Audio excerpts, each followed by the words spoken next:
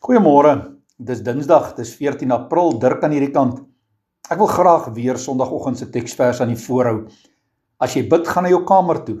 Maak die deur toe en bid tot jou Vader wat jy nie kan sien nie. Jou Vader wat sien wat verborge is, sal jou beloon. Dis Jesus se woorde daar in Matteus 6 vers 6. Nou die van u wat Sondagoggend se boodskap geluister het, sal onthou van die gebeure wat in 1857 in Fultonstraat in New York afgespeel het. Een man wat gevoel het 6 mense is genoeg om te begin bid vir herlewing. En een van die grootste geskiedkundige gebeure in die onlangse geskiedenis het plaasgevind.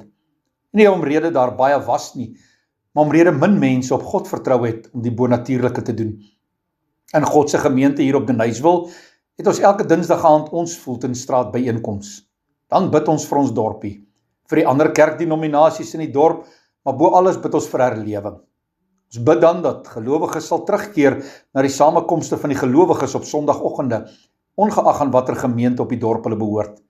Ons bid vir 'n soortgelyke herlewing as wat die vroeë kerk beleef het.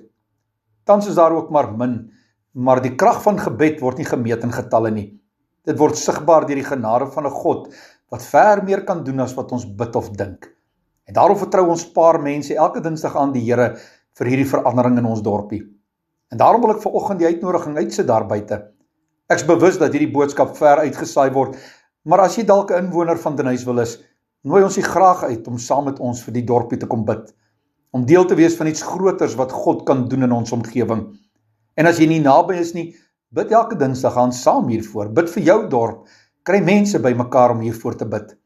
En dan vertrou ons God vir die onmoontlike. Dan vertrou ons God vir 'n wonder wat ver oor grense heen strek. Here, gee vir ons elkeen 'n hart wat brand vir gebed.